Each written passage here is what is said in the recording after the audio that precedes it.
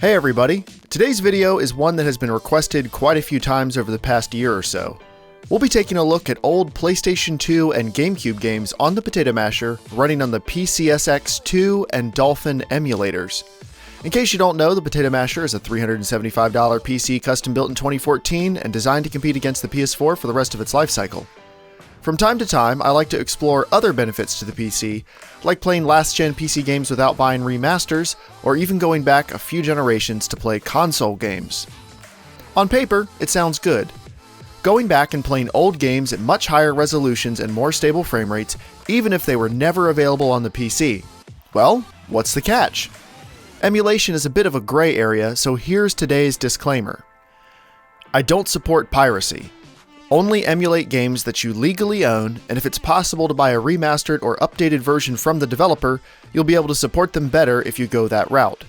I've linked to both emulators that I used in the description below if you want to learn how to set them up, rip your old game discs, or anything else. I'm by no means an expert, and I'm certainly not tech support, so try all of this at your own risk. You won't harm your PC, but you also may not be able to get many older games to run like you want them to.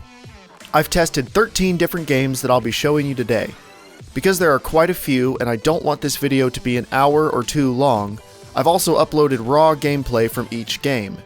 You can watch through up to 30 minutes of each game in the additional 13 videos, which are live on my channel now and also linked in the description of this video. Sorry about the little bit of spam, but I didn't really want to stagger the release. That way you can see more of their art styles, interesting missions, or just have a moment or two of nostalgia like I certainly did while I was recording. This is by no means an exhaustive or definitive list of must-play older games. I chose most of these because they're games I used to love a decade ago, and I wanted to try them again.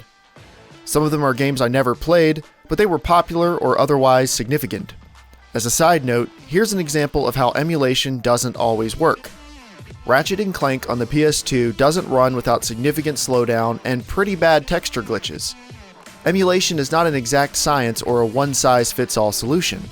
It's experimental and can vary based on the hardware you have available. Some games are still locked to 30 FPS, some have audio or visual glitches, and imitating an older controller on newer hardware isn't always a perfect fit. Not every game works, but when it does, it can be a great time. Up first are the GameCube games. James Bond: Agent Under Fire was me and my brother's favorite local multiplayer game for a long time growing up. Going back to it was hard because it's essentially a single-stick shooter, and it's been a very long time since I've played one. In the full gameplay video, you'll see some pretty embarrassing attempts at controlling Bond, although I got more used to it as I played more. Agent Under Fire doesn't officially support widescreen, so I ran it in both full screen and stretched widescreen. At 4K and 30 FPS, the graphics are pretty clean, although you can see all the rough edges in the character models and textures. The audio was a little rough, although that could have been like that in the original game. Overall, if you can get used to the single-stick control scheme, and you can look past some admittedly mediocre gameplay by modern standards, the game is still fun.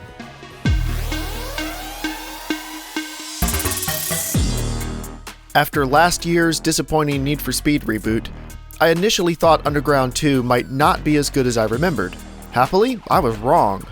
The city design and general game aesthetic was instantly recognizable, and the game's car handling model actually works. At 1440p and with the game's official widescreen option turned on, it looked okay. The widescreen was not 16:9 aspect ratio, and the frame rate varied between 30 and 60 with a few stutters during my play session. This game is available on the PC if you can find an old boxed copy on eBay or Amazon, and with a few mods and tweaks, you can probably have a better experience than with the original GameCube version. Either way, this one is worth checking out, and I loved it. Widely considered to be the only Spider-Man game that ever got the web slinging right, Spider-Man 2 beat all the odds for a movie tie-in game. Some of the movie's cast voiced their characters, the main story could easily take 30+ hours, the boss fights could actually be tough, and it was one of the first open-world games with any sense of verticality. At 4K and 30 FPS, the game looks dated, but it still plays great. The combat is very basic, and New York City is barren, but back in the day, this game was outstanding. I probably played over 100 hours as a teenager, and if it ever gets a proper remake, I would probably do it all again.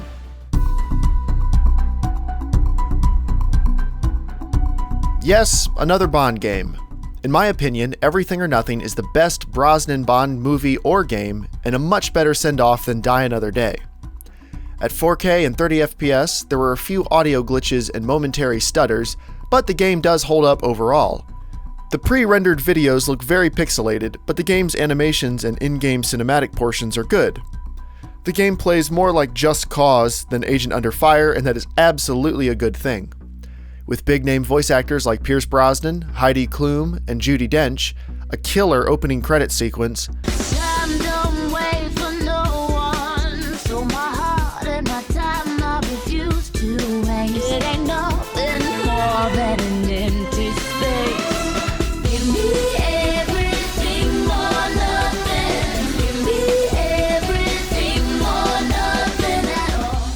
and a freeway motorcycle sequence that rivals The Matrix Reloaded, this is a game you should definitely check out. Remember when EA Sports tried new stuff and had some fun franchises? DJ Atomica remembers. With a punk rock and electronica soundtrack, a big mountain to explore, and even some fancy Bloom and Alpha graphical effects, SSX2 was another childhood favorite of mine. At 1440p and 60 FPS, the game plays perfectly except for the start and end of each event. At the start and finish lines, there's a lot of audio breakup and frame rate dips, but they go away as soon as the event starts and you can play with no problems. It's annoying, but it's not game-breaking. The cartoonish art style holds up well, and the gameplay doesn't feel dated at all. If you played this back in the day, you probably loved it, and if you didn't, you should definitely check it out. While I respect the Mario franchise's significance and impact on gaming, they've never been among my favorite games. I don't really care for platformers, and I skipped Super Mario Sunshine the first time around, although I did absolutely love Mario Kart. If it's your thing, it does run acceptably well. The graffiti has some visual glitches, and something about the game's lighting never looked quite right.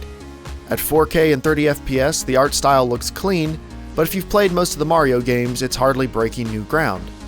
I'm not sure where this game ranks in the pantheon of Mario games, but it can be emulated without any significant issues. Another franchise that's never really done it for me is Zelda. I don't like text-based dialogue or the types of quests and missions that the franchise offers, but admittedly, I haven't played that much. Wind Waker is available as a remaster on the Wii U, so if you have a Wii U, I'd play it there before emulating it. If you do go the emulation route, at 4K and 30 FPS the game looks and plays well. The cell shading scales very well, and there aren't many high-res textures anyway, so other than the low-res UI, you'd almost never know it wasn't a more modern game.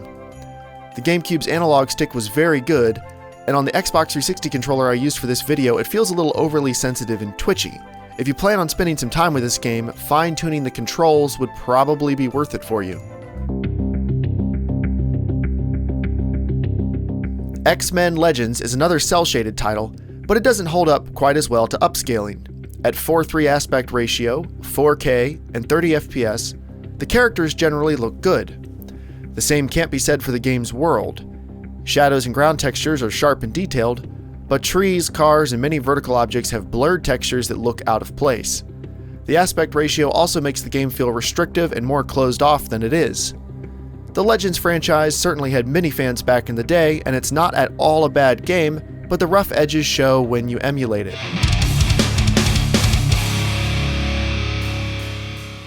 PS2 emulation is much more of a mixed bag than GameCube or Wii emulation. Games tend to work well, or not at all. Black is the rare game that's somewhere in the middle. While I wasn't able to play it above 720p without significant frame rate dips, the core gameplay is very solid. Yes, the enemy AI are little more than props, and the levels are anything but expansive, but this game did gunplay and destruction better than pretty much everything else of that console generation. You'll wonder if Call of Duty borrowed the frenetic action and cookie-cutter storyline for some of its more recent releases, and the destruction is the closest thing to Battlefield's Levolution as you're likely to see on any game that's this old.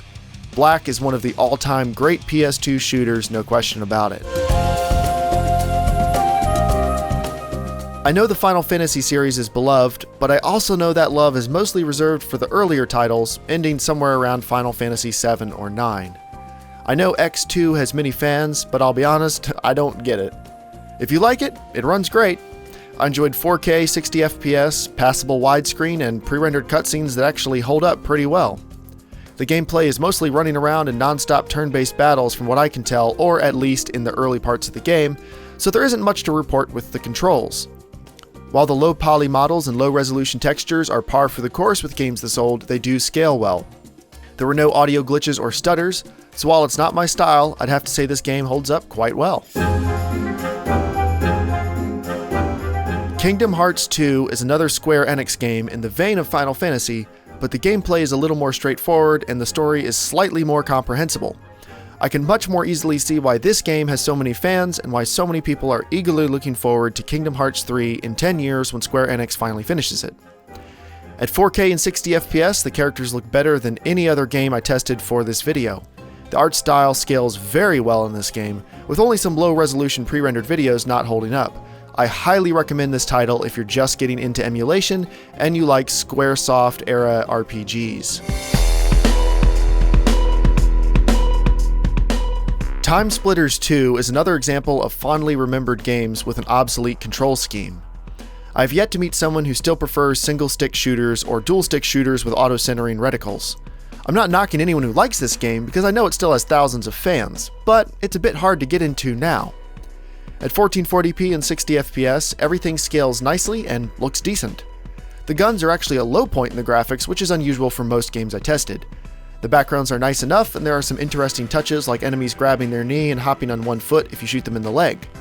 I'd probably try to adapt the control scheme to mouse and keyboard if you want to play through this one, but everything else works fine if you're interested. I'm finishing out the list with another classic. Another game that I've mostly forgotten how to play, Tony Hawk's Pro Skater 3 fills the same void as SSX3 of irreverent and unabashedly early 2000s punk rock extreme sports games. The controls are tight, and at 4K and 60 FPS the visuals are good. The menus don't scale very well, and neither does a lot of the text. It was designed to be readable on standard definition tube televisions, but it does look a bit worse than most of the other games I tried. Overall, the game is still just as good as you remember, and just as hard to master. So, what do you think? Is emulation something you're interested in? You'll need some serious horsepower. The Potato Masher was good for 1440p or 4K for every game except Black, and it had no trouble improving on the original graphics of each game. I'm not taking requests for more old games to test, because I have so many newer PC games to try, but I'd love to hear in the comments about other older games that you might have emulated and loved.